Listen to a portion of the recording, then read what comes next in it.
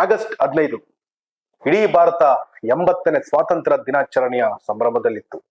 ಆದ್ರೆ ಚಾಮರಾಜನಗರದಲ್ಲಿ ಮಾತ್ರ ನೆತ್ತರು ಹರಿಯುತ್ತಿತ್ತು. ದಟ್ಟವಾದ ಅರಣ್ಯ ಪ್ರದೇಶದೊಳಗಡೆ ಗುಂಡಿನ ಕಾಳಗ ನಡೆಯುತ್ತಿತ್ತು. ಆ ಗುಂಡಿನ ಶಬ್ದಕ್ಕೆ ಅದೆಷ್ಟೋ ಪ್ರಾಣಿ ಪಕ್ಷಿಗಳು ಚೀರಾಟವು ಕೂಡ ಕೇಳಿಸ್ತಾ ಇತ್ತು. ಅಕ್ಕಪಕ್ಕದ ಹಳ್ಳಿಗಳಲ್ಲಿ ಅದೇನೋ ನಡೀತಾ ಇದೆ, ಏನೋ ಶಬ್ದ ಕೇಳಿ ಬಂತು ಅನ್ನೋ ಅಷ್ಟರಲ್ಲೇ 3 ಹೆಣ ಬಿದ್ದಿತ್ತು. ಏನಿದು ವಿಶೇಷ ಅಂತ ಹೇಳ್ತೀರಾ? ಪ್ರಜಾ ಫೋಕಸ್ ವಿಶೇಷ ಕಾರ್ಯಕ್ರಮಕ್ಕೆ ಸ್ವಾಗತ. ನಾನು ನಿಮ್ಮ ಕಿರಣ್ ಚಿಟ್ಟಿ.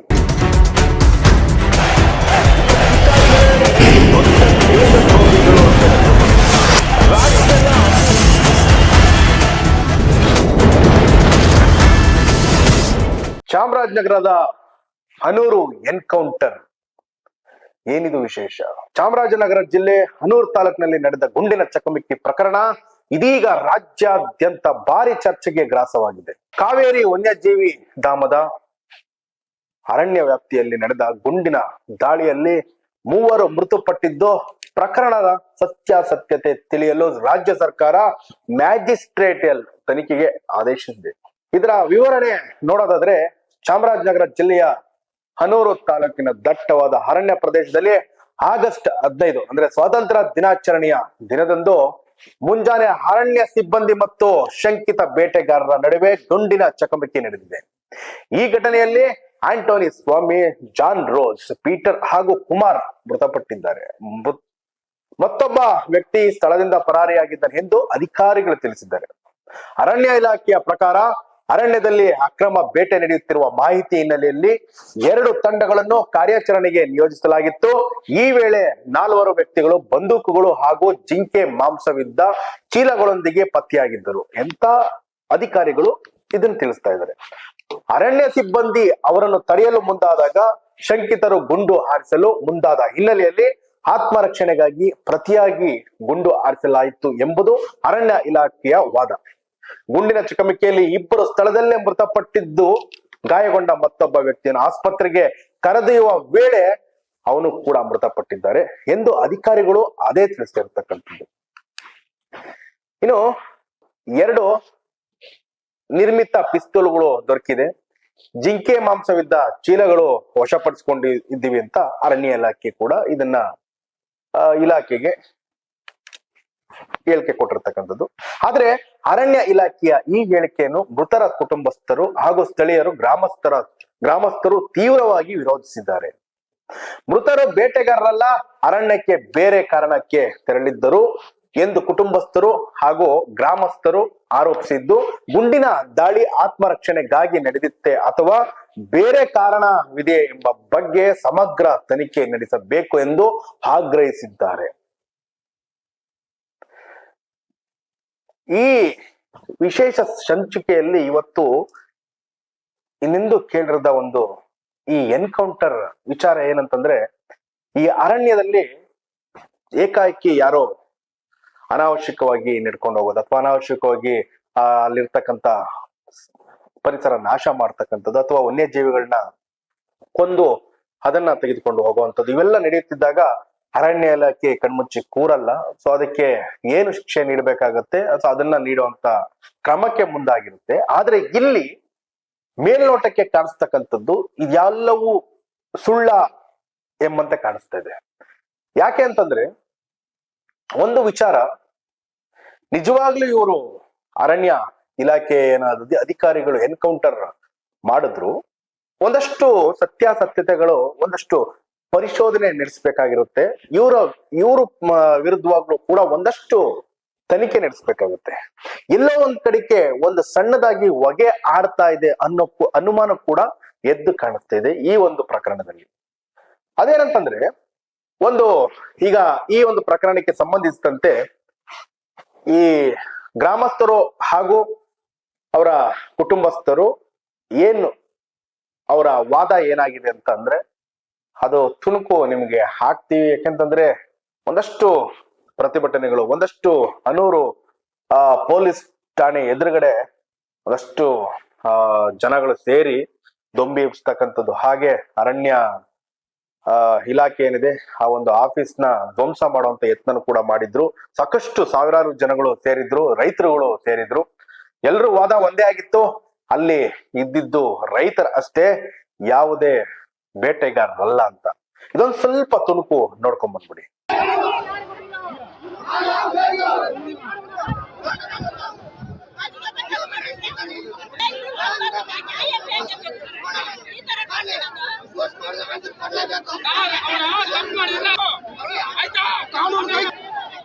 ಡಿಪಾರ್ಟ್ಮೆಂಟ್ ಅಲ್ಲಿ ಏನೋ ಹೋಗಿ ಏನೋ ಕಳ್ತನ ಮಾಡಕ್ ಹೋಗಿದ್ದಾನೆ.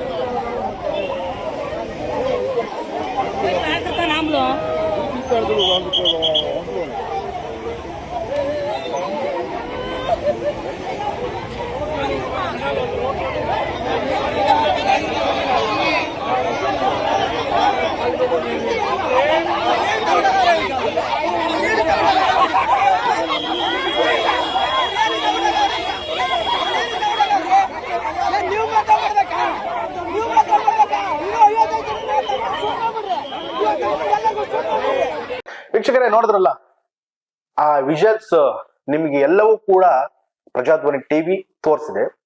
ಸತ್ಯಾಸತ್ಯತೆ ಇದರಲ್ಲೂ ಕೆಲವೊಂದು ಸಂಗತಿಗಳು ಎದುರಾಗುತ್ತೆ. ಯಾಕೆಂತಂದ್ರೆ ಇಲ್ಲಿ ಒಂದು ಮೇಲ್ನೋಟಕ್ಕೆ ಕಾಣಿಸೋದೇನಂತಂದ್ರೆ, ಈಗ ಗುಂಡಿನ ಕಾಳಗ ನಡೀತಾಯ್ತು, ಇವ್ರು ಹೇಳೋ ಪ್ರಕಾರಕ್ಕೆ ಅವರು ಬೇಟೆಗಾರರು ಆಗಿದ್ರು, ಅವ್ರ ಹತ್ರ ಪಿಸ್ತೂಲ್ಗಳಿತ್ತು. ಸೊ ಅವರು ಏಕಾಏಕಿ ಇವ್ರ ಮೇಲೆ ಗುಂಡಾರಿಸಿದ್ರು. ಪ್ರಾಣ ರಕ್ಷಣೆಗಾಗಿ ಇವರು ಅವ್ರನ್ನ ಹೊಡೆದಾಕಿದ್ರು. ಅದ್ರಲ್ಲಿ 4 ಜನ ಇದ್ರು, ಒಬ್ಬ ತಪ್ಪಿಸ್ಕೊಂಡ, 3 ಜನ ಜನದ ಮೇಲೂ ಕೂಡ ಗುಂಡು ಆರಿಸಿದ್ದೀವಿ ಅನ್ನೋ ಹೇಳಿಕೆ ಕೊಟ್ಟಿರ್ತಕ್ಕಂಥದ್ದು ಅಧಿಕಾರಿಗಳು. ಇನ್ನ ಜಿಂಕೆ ಮಾಂಸ ಇತ್ತು, ಪಿಸ್ತೂಲ್ಗಳು ಸಿಕ್ಕಿದೆ ಅಂತ ಇವರ ಹೇಳಿಕೆ ಆಗಿರ್ತಕ್ಕಂಥದ್ದು ಅಧಿಕಾರಿಗಳದು. ಸೊ ಈ ನಿಟ್ಟಿನಲ್ಲಿ ಈಗ ನನ್ಗೊಂದು ಪ್ರಶ್ನೆ ಎದುರಾಗಿರ್ತಕ್ಕಂಥದ್ದು, ಇದನ್ನ ಏಕಾಏಕಿ ಆ ಬಾಡಿಗಳನ್ನ, ಆ ಶವಗಳನ್ನ ಹೇಗೆ ನೀವು ಡೈರೆಕ್ಟ್ ಮೈಸೂರಿಗೆ ತಲುಪಿಸಿದ್ರಿ? ಇದರಿಂದ ಹಾಗಾದ್ರೆ ಅಂದ್ರೆ ನಿಮ್ಗೆ ಮೊದ್ಲೇ ಗೊತ್ತಿತ್ತಾ? ಯಾಕೆಂದ್ರೆ ಅಲ್ಲಿ ನಿಜವಾಗ್ಲೂ ನಿಮ್ಗೆ ಏನಾದ್ರು ಪ್ರಾಣ ಉಳಿಸ್ಬೇಕು ಅನ್ನೋ ಉದ್ದೇಶ, ಯಾಕೆಂತಂದ್ರೆ ಇವಾಗ ನೀವ್ ಹೇಳೋದಾದ್ರೆ ನನ್ನ ಆತ್ಮರಕ್ಷಣೆಗಾಗಿ ನಾನು ಶೂಟ್ ಮಾಡಿದೆ. ಓಕೆ, ಇನ್ ಕೇಸ್ ಅಲ್ಲಿ ಯಾರೇ ಆಗಿರ್ಲಿ, ಅವನು ತಪ್ಪಿತಸ್ಥನೇ ಆಗಿರ್ಲಿ, ಅಪರಾಧಿನೇ ಆಗಿರ್ಲಿ, ಅಥವಾ ಬೇಟೆಗಾರನೇ ಆಗಿರ್ಲಿ, ನಿಮ್ಮ ಉದ್ದೇಶ ಅವನ ಪ್ರಾಣ ಕಳೆಯೋದು ಅಂತಲ್ಲ, ಅವನ ಪ್ರಾಣ ಉಳಿಸುವಂತ ಕಾರ್ಯನೂ ಕೂಡ ಮಾಡಬಹುದಾಗಿತ್ತು. ಈ ಮಾಡಿದ್ದೆ ಆದಲ್ಲಿ ನಿಮಗೆ ಹತ್ತಿರವಾಗಿರ್ತಕ್ಕಂಥದ್ದು ಹನೂರಿನ ಸರ್ಕಾರಿ ಆಸ್ಪತ್ರೆ, ಅಥವಾ ಚಾಮರಾಜನಗರದ ಸರ್ಕಾರಿ ಆಸ್ಪತ್ರೆ, ಅಥವಾ ಕೊಳ್ಳೇಗಾಲದ ಸರ್ಕಾರಿ ಆಸ್ಪತ್ರೆ. ಅದೇಗೆ ಹನೂರಿನಿಂದ ಡೈರೆಕ್ಟ್ ಆಗಿ ನೀವು ಆ ಒಂದು ಯಾರು ಇನ್ನು ಬದುಕಿದ್ರು ಅಂತ ಅನ್ನೋರ್ನ ಮೈಸೂರಿಗೆ ಕರ್ಕೊಂಡು ಹೋಗ್ತಿದ್ರಿ, ಮಾರ್ಗ ಮಧ್ಯೆ ಅವ್ನು ತೀರ್ಕೊಂಡ ಅಂತ ಹೇಳ್ತಿದ್ರಿ. ಇದೆಲ್ಲ ಹೇಗೆ ನಂಬಬೇಕು? ಯಾಕೆ ನಂಬಬೇಕು? ಇನ್ನು ಇನ್ನೊಂದು ಹೈಡ್ರಾಮಾ ನಡೆದಿದೆ. ಏನಂತಂದ್ರೆ, ಏನು ನಮ್ಮ ಮೈಸೂರಿಗೆ ಇವರು ಸಂಬಂಧಪಟ್ಟ ಮೂರು ಶವಗಳನ್ನ ತರ್ತಾರೆ. ಆ 3 ಶವಗಳನ್ನ ತಂದ ನಂತರ ಏನಾಗತ್ತೆ ಅಂತಂದ್ರೆ, ಇಲ್ಲಿ ಒಂದಷ್ಟು ಹೈಡ್ರಾಮಾನೆ ನಡೆಯುತ್ತೆ. ಈಗ ಯಾರೇ ಸತ್ರು ಕೂಡ ಅದು ಮರಣೋತ್ತರ ಪರೀಕ್ಷೆ ನಡಿಬೇಕು. ಮರಣೋತ್ತರ ಪರೀಕ್ಷೆ ನಡಿಬೇಕು ಅಂತಂದಾಗ, ಮರಣೋತ್ತರ ಪರೀಕ್ಷೆಗೆ ಅವರ ಕುಟುಂಬಸ್ಥರು, ಅಂದ್ರೆ ಆ ಶವಕ್ಕೆ ಯಾರು, ಆ ಬಾಡಿಗೆ ಯಾರು ಮೂಲ ಕುಟುಂಬಸ್ಥರಾಗಿರ್ತಾರೆ, ಅವರ ಒಂದು ಸಿಗ್ನೇಚರ್ ಬೇಕಾಗುತ್ತೆ, ಅವರ ಒಂದು ಪರ್ಮಿಷನ್ ಬೇಕಾಗುತ್ತೆ ಮರಣೋತ್ತರ ಪರೀಕ್ಷೆಗೆ ತೆಗೆದುಕೊಂಡು ಹೋಗೋ ಮುನ್ನ. ಆದ್ರೆ ಅಲ್ಲಿರ್ತಕ್ಕಂಥ ಕುಟುಂಬಸ್ಥರು ಅಥವಾ ಒಂದಷ್ಟು ಸ್ಥಳೀಯರು ವಾದನೆ ಬೇರೆ ಆಗಿರ್ತಕ್ಕಂಥದ್ದು. ಅಲ್ಲಿ ನಮ್ಗೆ ಯಾವುದೇ ರೀತಿ ದಾಖಲೆ ನೀಡಿದ್ದೇನೆ ಅಥವಾ ನಮ್ಗೆ ಯಾವುದೇ ರೀತಿ ಪರ್ಮಿಷನ್ ತಗೊಳ್ದೇನೆ, ನಮ್ಮ ಸಹಿ ತಗೊಳ್ದೇನೆ ಇಲ್ಲಿ 3 ಜನದ್ದು ಕೂಡ ಮರಣೋತ್ತರ ಪರೀಕ್ಷೆ ಮಾಡಿದ್ದಾರೆ. ಇದು ಪ್ರಶ್ನೆ ಕೂಡ ಎದುರಾಗುತ್ತೆ. ನಾನು ಮಾನ್ಯ ಅರಣ್ಯ ಅಧಿಕಾರಿಗಳು ಅಥವಾ ಮಾನ್ಯ ಅರಣ್ಯ ಸಚಿವರಿಗೂ ಕೂಡ ನಾನು ಕೇಳ್ತಕ್ಕಂಥ ಪ್ರಶ್ನೆ, ಇದಂಗಾದ್ರೆ ಪ್ರೀ ಪ್ಲಾನ್ಡ್ ಮರ್ಡರ್ ಏನೇ ಆಗಿದ್ರು ಕೂಡ ಇದ್ಯಾಕೆ ಈ ತರ ಎಲ್ಲ ನೀವು ಮುಂದಾಲೋಚನೆ ಮಾಡ್ಬೇಕಾಗಿತ್ತಲ್ವಾ? ಅದೇಗೆ ಏಕಾಏಕಿ ಎಲ್ಲವೂ ಅರ್ಜೆಂಟ್ ಅಲ್ಲಿ ಮಾಡ್ತಕ್ಕಂಥದ್ದು ಏನಾಗ್ಬೇಕಾಗಿತ್ತು? ಇದು ಮರಣೋತ್ತರ ಪರೀಕ್ಷೆಗೆ ತೆಗೆದುಕೊಂಡು ಹೋಗೋ ಮುನ್ನ ಇಲ್ಲಿ ಕೇಸ್ ಬಾಡಿ ಅಪರಿಚಿತ, ಅಲ್ಲಿ ಇರ್ತಕ್ಕಂಥ ಶವ ಅಪರಿಚಿತ ವ್ಯಕ್ತಿ, ಅಪರಿಚಿತ ಶವ ಅಂತ ಅಂದ್ರೆ ಮಾತ್ರ ನೀವು ಅಲ್ಲಿರ್ತಕ್ಕಂಥ ಗವರ್ನಮೆಂಟ್ ರೂಲ್ಸ್ ಏನಿದೆ ಆ ರೂಲ್ಸ್ ನ ಫಾಲೋ ಮಾಡಿ ನಿಮ್ಮ ಮರಣೋತ್ತರ ಪರೀಕ್ಷೆ ಅಥವಾ ಇದನ್ನ ಇನ್ನೊಂದು ಮತ್ತೊಂದು ಮಾಡ್ಬೇಕಾಗಿರುತ್ತೆ. ಅಲ್ಲೂ ಕೂಡ ಏಕಾಏಕಿ ಮರಣೋತ್ತರ ಪರೀಕ್ಷೆ ಮಾಡಲ್ಲ. ಅಪರಿಚಿತ ವ್ಯಕ್ತಿ ಅಥವಾ ಅಪರಿಚಿತ ಶವ ಸಿಕ್ಕಿದ ಇಮಿಡಿಯೇಟ್ ಆ ಕ್ಷಣಕ್ಕೆ ನೀವು ಎಲ್ಲೂ ಕೂಡ ಮರಣೋತ್ತರ ಪರೀಕ್ಷೆ ಮಾಡಲ್ಲ. ಫಸ್ಟ್ ತನಿಖೆ ನಡೆಯುತ್ತೆ, ಇದು ಯಾರ್ದು ಬಾಡಿ, ಇದು ಯಾರಿದು ಅಂತ ತನಿಖೆ ನಡೀತಾ. ತನಿಖೆ ನಡೆಯೋ ಸಂದರ್ಭದಲ್ಲಿ ತಗೊಂಡೋಗಿ ಸರ್ಕಾರಿ ಆಸ್ಪತ್ರೆಯಲ್ಲಿ ಫ್ರೀಜರ್ ನಲ್ಲಿ ಇಡ್ತಕ್ಕಂಥದ್ದು. ಯಾವಾಗ ಅದು ತಿಳಿಯೋದೇ ಇಲ್ಲ, ಇದು ಅಪರಿಚಿತ ವ್ಯಕ್ತಿ, ಇದು ಯಾರು ಅಂತ ತಿಳಿದು ಬಂದಿಲ್ಲ ಅಂತ ಅಂದಾಗ ಒಂದು ಕಾಲಕ್ರಮೇಣ ಎಷ್ಟು ಅವಧಿಗೆ ಅಂತ ನಿರ್ಧಾರಗೊಂಡಿರುತ್ತೆ. ನಿರ್ದಿಷ್ಟವಾದ ಒಂದು ಇಷ್ಟು ದಿನಕ್ಕೆ ಅಂತ ಏನು ರೂಲ್ಸ್ ಇರುತ್ತೆ, ಆ ರೂಲ್ಸ್ ಪ್ರಕಾರ ಅದನ್ನ ನೆಕ್ಸ್ಟ್ ಮರಣೋತ್ತರ ಪರೀಕ್ಷೆ ಸರ್ಕಾರದ ಆದೇಶದ ಮೇರೆಗೆ ಮರಣೋತ್ತರ ಪರೀಕ್ಷೆ ಮಾಡಿ ಅಲ್ಲಿ ನಡಿಬೇಕಾಗಿರ್ತಕ್ಕಂಥ ಮುಂದಿನ ಕಾರ್ಯ ನಡೆಯುತ್ತೆ. ಆದ್ರೆ ಇಲ್ಲಿ ಯಾರು ಎಲ್ಲೂ ಕೂಡ ಅಪರಿಚಿತ ವ್ಯಕ್ತಿಗಳಲ್ಲ. ಇಲ್ಲಿ ಯಾವ ಒಂದು ಗ್ರಾಮಕ್ಕೆ ಸೇರಿರ್ತಕ್ಕಂಥವ್ರು, ಎಲ್ಲಿನವರು, ಯಾವ ಊರಿನವರು ಎಲ್ಲವೂ ಕೂಡ ತಿಳಿದಿತ್ತು. ಆದ್ರೆ ಏಕಾಏಕಿ ನೀವು ಅಷ್ಟು ಅರ್ಜೆಂಟ್ ಅಲ್ಲಿ ಮೈಸೂರಿಗೆ ತೆಗೆದುಕೊಂಡು ಬಂದು ಅಷ್ಟು ಅರ್ಜೆಂಟ್ ಅಲ್ಲಿ ಯಾವುದೇ ಕುಟುಂಬಸ್ಥರ ಅಥವಾ ಗ್ರಾಮಸ್ಥರ ಹೇಳಿಕೆ ತೆಗೆದುಕೊಳ್ಳದೇನೆ ಅಥವಾ ಗ್ರಾಮಸ್ಥರ ಅಥವಾ ಕುಟುಂಬಸ್ಥರ ಸಹಿ ತೆಗೆದುಕೊಳ್ಳದೇನೆ, ಪರ್ಮಿಷನ್ ತೆಗೆದುಕೊಳ್ಳದೇನೆ ನೀವು ಹೇಗೆ ಮರಣೋತ್ತರ ಪರೀಕ್ಷೆ ನಡೆಸಿದ್ರಿ? ಇದ್ರ ಹಿಂದಿನ ರಹಸ್ಯವಾದ್ರೆ ಏನು? ಆದ್ರೆ ಅದನ್ನ ಹಾಗೆ ಹೇಳ್ದಂಗೆ ಇದನ್ನ ಪ್ರೀ ಪ್ಲಾನ್ ಮರ್ಡರ್ ಅಂತ ಕರಿಬೇಕಾ? ಮಾನ್ಯ ಮುಖ್ಯಮಂತ್ರಿಗಳು ಡಿ.ಕೆ. ಶಿವಕುಮಾರ್ ಅವರು ನಿಜವಾಗ್ಲೂ ಇದಕ್ಕೆ ಸೂಕ್ತ ಕ್ರಮ ಕೈಗೊಳ್ಳಬೇಕು. ತಪ್ಪಿತಸ್ಥರು ಯಾರೇ ಆಗಿದ್ರು ಕೂಡ ಇದಕ್ಕೆ ಕಠಿಣವಾದ ಶಿಕ್ಷೆ ಆಗ್ಲೇಬೇಕು.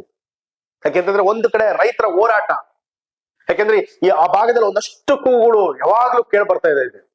ಈ ಅರಣ್ಯ ಸಿಬ್ಬಂದಿಗಳಿಗೂ ಹಾಗೂ ರೈತರುಗಳಿಗೆ ಯಾವಾಗಲೂ ಕೇಳಿ ಬರ್ತಿದೆ. ಯಾಕೆಂತಂದ್ರೆ ಒಂದಷ್ಟು ಆ ಕಾಡಂಚಲ್ಲಿ ಇರ್ತಕ್ಕಂಥ ಒಂದಷ್ಟು ರೈತರುಗಳು ಸಾಕಷ್ಟು ದಿನನಿತ್ಯ ಕೂಡ ವನ್ಯ ಜೀವಿಗಳಿಂದ ಅವರು ತಪ್ಪಿಸ್ಕೊಂಡು ಬೆಳೆ ಬೆಳೆದ್ಕೊಂಡು ಅವರ ರಕ್ಷಣೆಗಾಗಿ ಎಷ್ಟು ಕೂಗು ಕೇಳ್ತಿದ್ರು ಗೊತ್ತಾ? ಆದ್ರೂ ಕೂಡ ಎಲ್ಲವೂ ಕೂಡ ಅಲ್ಲಿ ಒಂದಷ್ಟು ಅವರಿಗೆ ಕಿಂಚಿಟ್ಟು ಒಂದು ಮಾನವೀಯತೆ ಇಲ್ಲದ ರೀತಿ ಕೆಲವು ಅಧಿಕಾರಿಗಳು ನಡೆಸ್ಕೊಳ್ಳೋ ಕೂಡ ನಮ್ಮ ಕಣ್ಮುಂದೆ ಉದಾಹರಣೆಗೆ ಸಾಕಷ್ಟು ಇದೆ. ಇವತ್ತು ಸೋಷಿಯಲ್ ಮೀಡಿಯಾ ಇವತ್ತು ಎಲ್ಲವೂ ಕೂಡ ಬಿಚ್ಚಿಡ್ತಾ ಇದೆ.